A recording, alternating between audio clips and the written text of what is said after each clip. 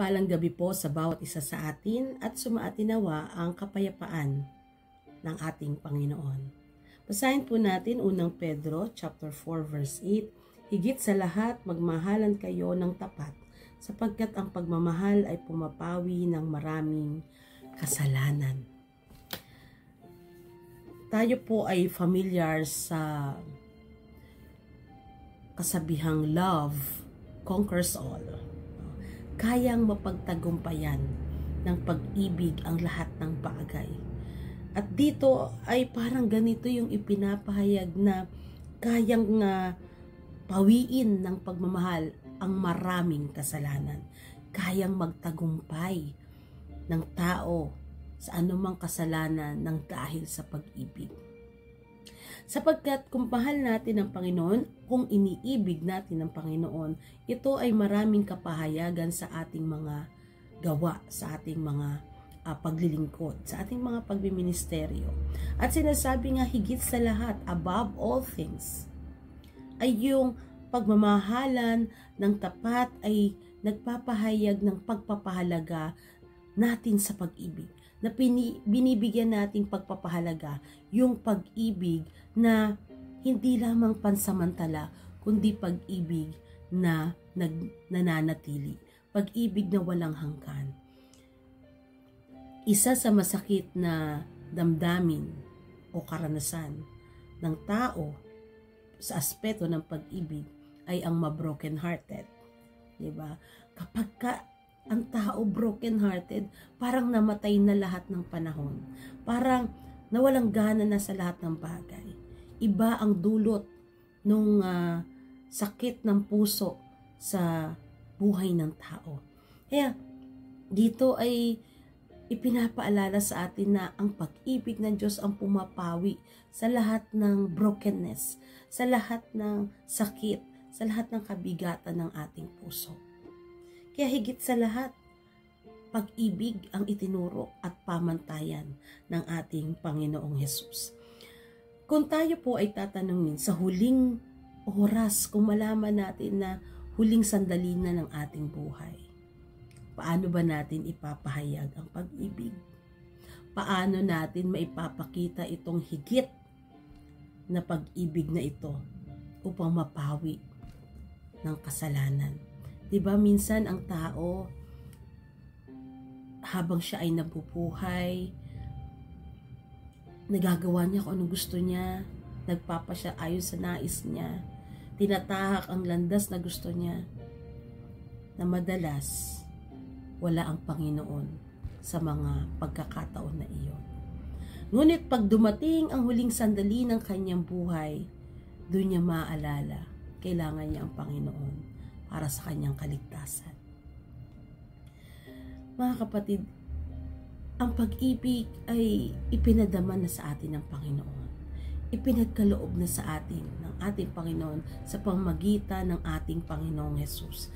Kaya sinisikap natin na sa araw-araw ng ating pagbubulay-bulay ay magkaroon tayo ng kaunawaan, magkaroon tayo ng realization na sa pag-ibig ng Diyos, tayo ay tinatawag ng Panginoon na sumunod sa pag-ibig na ito na may pagpapasya ng pagbabagong puso, pagbabagong buhay, pagbabagong isip, nang sa gayon, higit sa anumang bagay ay magkaroon tayo ng pag-ibig na tapat, na tayo ay magmahalan ng tapat upang anumang pagkakamali, pagkukulang, kasalanan, ay mapagtagumpayan sa pamamagitan ng pag-ibig na ipinapakita sa atin na ang kalakip ng pag-ibig ay ang pagpapatawad.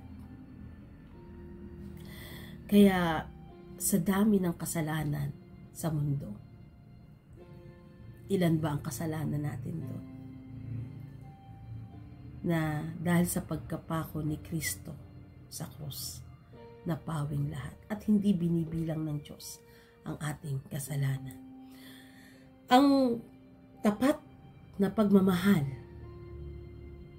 yung tapat na pagmamahalan ay hindi lamang po ito sa isip, hindi lamang ito natutunan, hindi lamang natin ito tinanggap, kundi yung sinasabi dito na magmahalan kayo ng tapat ay ipinapahayag sa atin na tanggapin natin ang bawat isa. Tanggapin natin ang bawat isa, unawain natin ang bawat isa nang walang pag-aalinlangan, walang pagkukunwari, dahil bilang Kristiyano ay maging bukas tayo sa lahat. Tayo ay maging inclusive, no? Na walang itinatangi. At gayon din naman, ang pagmamahalan ng tapat ay meron tayong ministeryo sa bawat isa. Tayo ay naglilingkod sa bawat isa bilang mga mabubuting katiwala. Kapatid, ang magmahalan ng tapat ay paglilingkod natin sa Panginoon sa pamamagitan ng pagiging mabuting katiwala sa bawat isa. Na tayo ay naglilingkod sa Panginoon na nahayag na tayo ay may pananagutan sa bawat isa. Tayo manalangin. O Diyos na makapangyarihan sa lahat, pinupuri ka namin at pinasasalamatan sa pag-ibig na lagi mong ipinadadama sa amin. Sa oras na ito, O Diyos, itinataas po namin sa inyo ang buhay ng inyong mga anak, ang buhay ng bawat isa. Dinadalangin po namin, O Diyos, yung mga tao o sino mang hindi pa nakakakilala sa inyo, sila na hindi ka pa tinatanggap sa kanilang buhay. O Diyos, mabuksan po ang kanilang puso at isipan at makilala ka nila sa kanilang buhay. Na nawa, O Diyos, gamitin mo ang buhay ng bawat isa upang maging instrumento ng inyong pag-ibig, ng instrumento ng pagbabago, ng pagpapagong buhay. Sila na mga mananampalataya na ay maging matatag sa kanilang pananampalataya at laging damhin ang pag-ibig na nagmumula sa inyo upang sa gayon makasunod kami dito sa inyong panawagan na magmahalan ng tapat sa bawat isa na nahayag sa aming pamumuhay.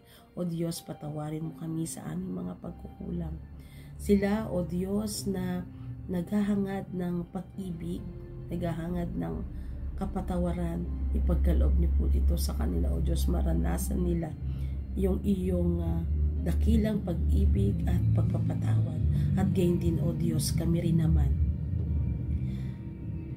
ay mapagpakumbaba na tanggapin ang pag-ibig at maipahayag ito sa aming paglilingkod. At kami rin, O Diyos, tanggapin namin ang aming mga kahinaan, daan upang kami ay magpatawad din ng aming kapwa. Purihin ka, O Diyos, maghari ka sa aming buhay. Ito po ang aming panalangin sa tanging pangalan lamang ni Jesus. Amen. Amen. Mga kapatid, ang panawagan sa atin ng Panginoon, magmahalan ng tapat. God bless everyone.